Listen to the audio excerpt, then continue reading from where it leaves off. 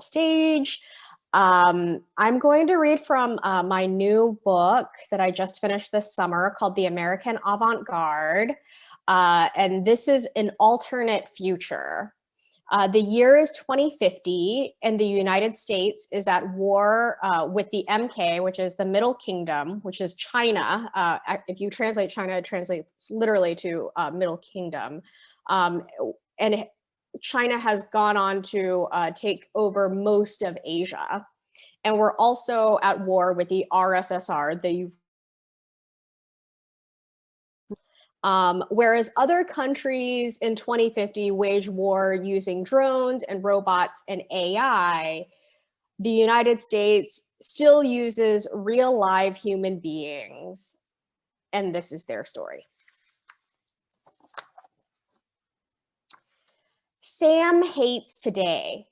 There isn't a single redeemable thing about it. The worst thing about today is that next year, when today repeats itself, it'll be her day. So maybe the one almost redemptive thing about today is that it isn't her day yet, but that only means that she's one day closer to it. She wishes she could go back to bed and wake up next week, but when the wickedness of today will be long gone. But after playing the logistical and logical impossibility out to its impossible conclusion, Sam recognizes that if her stupid wish could be granted, it can't. She knows it can't, but still. What the reality of going back to bed and waking up next week would mean was that she'd miss out on saying goodbye to the 18-year-old Sams. On the one hand, she wouldn't be forced into witnessing the unveiling of test results from today's awful tests, and obviously she'd be grateful if that could happen. But on the other hand, the more important hand, she wouldn't be able to have a final farewell. And if it's one thing that Sam knows for sure, it's that once the 18-year-old Sams get on that bus and the metal gates of the camp open and the bus drives out and the metal gates close, she's never going to see any of those Sams ever again. She'd say this was the cruelest part about camp, but it's not. It's just a part of its natural ecosystem. The alarm hasn't sounded yet, but all around her, Sams are awake. Everyone knows what today means. Sam isn't special. If it's one other thing Sam knows for sure, it's that she's not special. There's a logical inconsistency to the rhetoric of camp. No Sam is special. Every single Sam is the same. Once upon a time, their mothers had chosen to murder them and left the dirty work of disposing their fetal bodies to someone else. But by miracle or by grace, they were saved, given their second chance. And it was the President of the United States, the 45th of his title, who put life into their dead cells. Okay, maybe it wasn't the president himself who managed the real science that resurrection required over 3 decades back, but that's just a technicality. And now, 30 years later, Sams don't pray to any god at all, but every morning, after they pledge allegiance to a flag that rejects them as citizens, they must chant an ode to the 45th President of the United States to express their unwavering gratitude for the opportunity he alone gave them to live again. Every single Sam is reminded daily that there's absolutely nothing special about them, which is something that used to confuse Sam when she was younger. Like, why would the actual president choose them in particular to save if they're not special?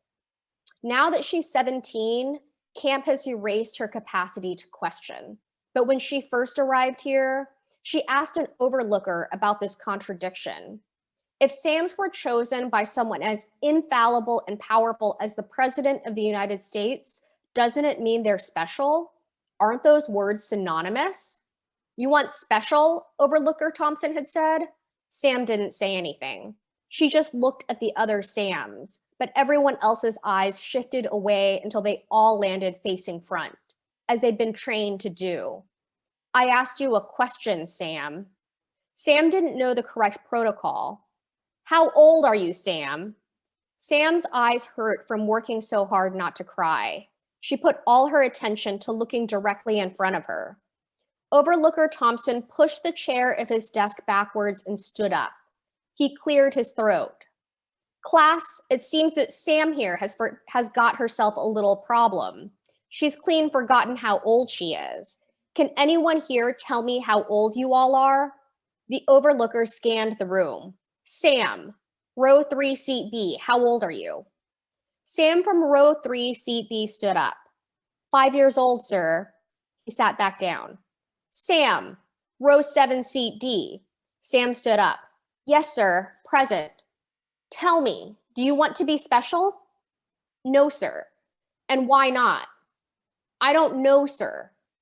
Everyone knew that Sam from row 7, seat D was the weakest among them, the most prone to tears when he had to speak, and the overlooker knew this too. The overlooker stood like a tower over Sam. This was meant to be torture, but Sam hadn't done anything wrong. This was all Sam's fault, and now the overlooker was punishing Sam for her crimes. It was too much, the injustice. Sam stood up, even though her name wasn't called. Please, Overlooker Thompson, please don't punish Sam. I said the stupid thing. I was wrong. Please, I don't think I'm special. It was wrong of me to think that. Please, sir. Sit down, Sam. This isn't about you. That's your problem, isn't it? You think everything is all about you. I was asking Sam here a question, and he's going to answer it. Aren't you, Sam? Sam's breath got hard and uneven.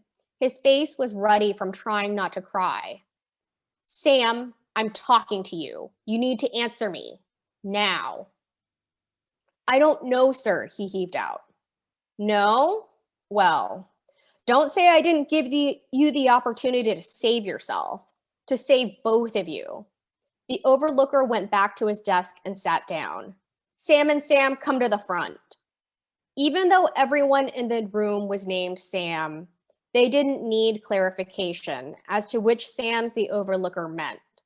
Since you're both already standing, of course. He grinned. Sam, row 12, seat F. Sir, walk these Sams downstairs. Tell Overlooker Bates to give these Sams 7 full days for insubordination. Sam gulped, all of them. And then the 2 guilty Sams and the 1 teacher's pet walked downstairs. That was the first time either Sam had been sent to isolation, and Sam had promised herself that she would never earn such a punishment again. But punishments were neither earned nor just. And even though that very first isolation had broken Sam, it had also fixed her. This was all part of the lesson. This was how she was taught. The alarm sounds and 5 sharp blasts. Within 60 seconds, every Sam is standing alert by her bunk. Beds made, uniforms buttoned. Today begins. Sam stands in line because that's what a Sam does best, stand in line. At least she doesn't have to pose like when she's at attention. Her shoulders flop forward, and no matter how short they crop her hair, it manages to find itself in tangles. There are only 2 Sams in front of her, but she doesn't think she can hold her pee that long. Hey, Sam. Her voice is mousy and tentative, and she's annoyed by how meager she must seem. It's not her fault. It's not like she wants to sound this way, and she's tried, like a lot, to change it. She can make it deeper, but she can't sustain the timbre for more than 5 or 6 words before falling back into her normal squeakiness. Either the Sam in front of her didn't hear her, or maybe she didn't know she was being addressed, for obvious reasons, so Sam taps her shoulder lightly. What? Both her voice and her face snap. Sam's natural inclination should be to recoil, but that's been trained out of her. She says, how'd you sleep? You know, big day and all that. I had so many nightmares right in a row that I wouldn't let myself sleep anymore. Yeah, I feel you, Sam says, much nicer than before. She's only 15, though. Sam knows that she can't actually understand what today means, but she doesn't say anything to contradict her attempt at empathy. 3 Sams walk out at the same time, And it may be the worst goddamn day for the 18-year-olds, but Sam feels like she might be one of the luckiest, it might be one of the luckiest she's had yet. She rushes to an open toilet, pulls down her sweats and underwear, and unclenches whatever muscle it is that controls the restriction and release of urine. She wonders if it's the same muscle or if it's more like a sequence of muscles, but nothing comes out. She pushes her lower abdomen area as hard as she can. Someone flushes a toilet nearby, and suddenly everything rushes out of her body. A long, steady stream of piss and soft little clumps of poop. 2 floors swept with just one single broom. She wipes herself clean and flushes. At the sink, she washes her hands, brushes her teeth, and uses her wet fingers to tame the mess on her head. Sam wishes he didn't have to use the trough, but all the real toilets are taken. He wouldn't admit it to anyone, ever. But when he's at the trough, he feels this compulsion to compare peckers.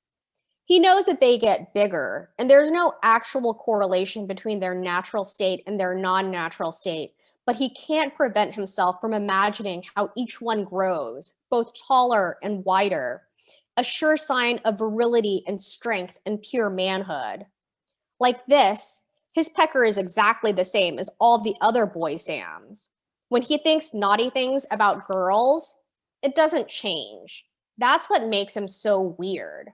The thing is, when he thinks naughty things about peckers, it does change. It's nothing glorious, but he's fine with it.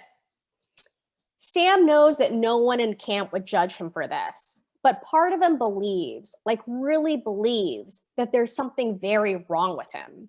He doesn't know if it's a brain problem or a body problem or just a pecker problem, but somewhere in him, there's a problem, and he wishes it would go away. All the Sams are lined up outside the mess hall, thousands of them between the ages of 5 and 18. They're all wearing their normal fatigue uniforms. E3s with rifles walk along the line, periodically pausing to point his weapon at a Sam. The double doors unlock and open from the inside, and the Sams enter in silence and with order, one by one, as they have been trained to do. Even though today is a monumental day for the 18-year-old Sams, the rest of the Sams are expected to continue with their lessons and daily tasks like it's any ordinary day. The morning meal feels spectacularly somber to Sam. As a rule, they aren't allowed to talk during meals, but they always manage to pass notes or pantomime especially important messages to one another. This morning, however, the silence feels particularly superficial and cruel. Sam can hear teeth breaking down the food, dry biscuits and powdered eggs, and orange drink. It's so quiet that his metal fork makes an enormous sound when it dives into the scrambled eggs. The last thing Sam wants to do is eat, but he also knows that he must. And if he doesn't finish all his food, he'll be written up for insubordination. And knowing his good luck, they'll just send him off with the 18-year-olds to get tested a year early. Sam pushes as much food as he can into his mouth and swallows it with some orange drink. He feels sick, but he keeps on eating. Usually, there are only overlookers watching them during meals, but today, a bunch of E3s are here too. They aren't eating, just watching. Sam used to admire the E3s. They used to be heroic figures to him. Sam didn't have a father. None of the Sams do. And he didn't have a mother either. He wasn't ever sad for not having a mother, but he spent most of his childhood wistful for a strong masculine role model. In class, he was taught that Uncle Sam was the only father who would never abandon them and would always love them. They're hardly worthy of Uncle Sam's devotion to them, so it's their responsibility to really make him proud and work harder and be stronger to be the best Sam they can. The other Sams accepted this line, but Sam couldn't make any sense of it. He wanted to, and he tried to, he really did, but he just wasn't smart like the other Sams. So instead, he convinced himself that the E3s were Uncle Sam in disguise. Like any one of them might actually be the real Uncle Sam. And so he'd better be his absolute best Sam he could be if an E3 was around so that he wouldn't be a total disappointment to his father. This went on for many years, and Sam never told anyone else about it. At first, it was because he was embarrassed, but then it became so normal to his thinking that he started to see a familial resemblance between the E3s and himself. Many times, he endured harsh punishments for failure to properly address an E3 as sir. He stood there with a dopey look while they used the blunt end of a rifle to beat him. Sam was too busy daydreaming about playing catch with his dad. The E3s interpreted this as an act of disrespect, which only increased the severity of their violence. It took the better part of a decade for Sam to stop fooling himself, and the epiphany was as difficult to accept as it was an irrefutable fact. Of course, he'd been taught the story of his life, the circumstances of his birth, and the sacrifice he would have to make when he turns 18 to repay the debt to his country. He knew all of that. He understood what it meant to be named Sam.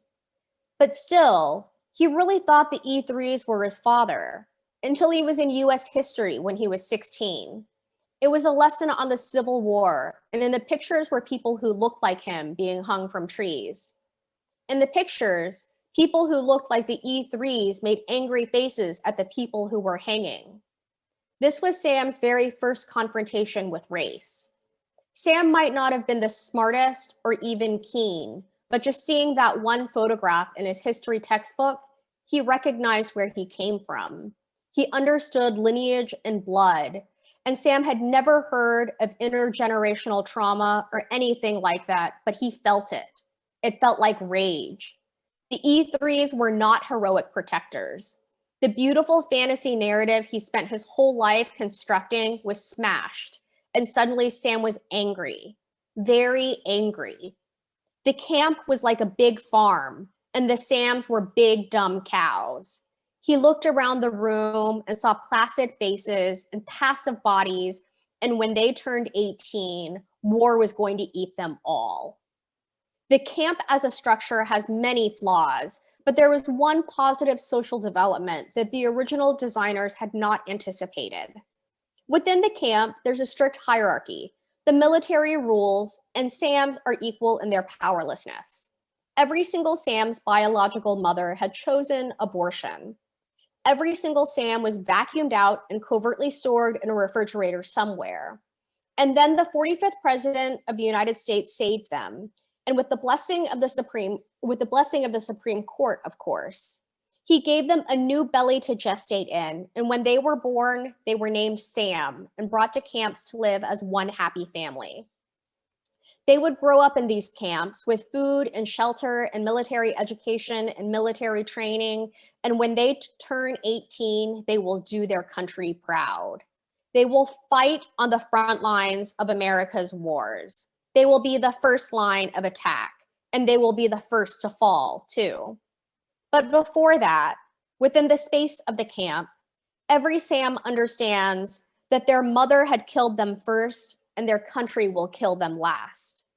Death is the greatest equalizer. All Sams are the same. Race and gender and sexual orientation don't matter because when they turn 18, each and every one of them will die at war. And in this one small way, the camp is a strange utopia. When the alarm blares 6 short bursts, breakfast is over. Sam stands up and follows the other Sams out of the mess hall, depositing his tray and utensils for Sam to wash. 2 E3s are standing at attention by the double doors, and Sam wishes he had the courage to start a rebellion, to take his metal tray and use it like an axe to cut off their heads. If he did this, the other Sams would follow. He knows they would. But what if they didn't? If they did, the Sams would have the advantage of numbers. The E3s had guns, and it would probably take long for more guards to come, and most likely they'd all end up dead. What's the difference, Sam wonders, between dying here and dying in some war? Sam thinks through other scenarios, and he's so busy chasing his dreams around that the opportunity passes him right by. His tray is out of his hand, and his feet have walked him out the door. The sky is beginning to crack with color. The humidity drags a dampness right into the bones. The 18-year-old Sams are in queue, 400 of them, give or take. For just one quick second, Sam is hit with a swelling of jealousy. They get to leave. Sams never get to leave. Their entire world is the camp. The outside world, the free world, wasn't made for them, or rather, Sams were not made for it. The only place a Sam belongs is in camp, until they turn 18. Sam starts laughing because these 18-year-old Sams get to go, yes, but they're going to receive a certificate that verifies that they're ready for death. Sam, and E3 yells out, "You there." All the Sams turn except Sam, who is flying high in his imagination. When Sam comes to, he's no longer outside. He's not watching the 18-year-olds get on buses. He doesn't remember how he got there, but he's back down in isolation. Reflexively, he checks his head and body for damage. He winces when his fingers feel blood and split skin. He closes his eyes again because he'd much prefer to return to dreaming. 2 cells down, an 18-year-old Sam paces from wall to wall. She's been in there how long? She counts the walls, 15. 15 days, no 15 walls, no 15 feet on her legs, of which she has only 2. No, that's not right either. She's heard today is test day, but she's in here, caged up in darkness. She begins counting again. She cackles. It's so loud that everyone can hear, or maybe no one can. She found her problem. It was never 15 anything, 13. An unlucky number. She's doomed. She counts again. Hello, she pleads. Anyone? An officer bangs something wooden against the metal of her door. Shut it. Please, I'm begging you. A key inserts somewhere and all the teeth click right into place, like how a foot fits perfectly into a sock. Suddenly there's light everywhere. Where is she? This must be paradise. Hands grab both her arms and push her feet forward even deeper into the light. It's so bright that she knows she's turned blind. She stumbles, but the hands keep her upright and moving. Doors open and close. The sun is close by, right on top of her. There's a breeze too, and she opens her mouth to catch it. Her brain may be scrambled, but she recognizes the sound of a safety unlocking. She opens her mouth as wide as she can, so the wind can fill her body. Make it a balloon that will dance in a blue sky that she cannot see but knows is up there, somewhere. Her body collapses, but she can't feel it anymore. The impact doesn't hurt. Nothing does. A gunshot is not a special sound in camp. Weapons training and artillery training and firearms training. SAMs are accustomed to the common discordance of detonation, dark and deep decibels that register as white noise, like static. Thank you. Oh, and the book is called The American Avant-Garde. And ladies and gentlemen, Stephen Dunn.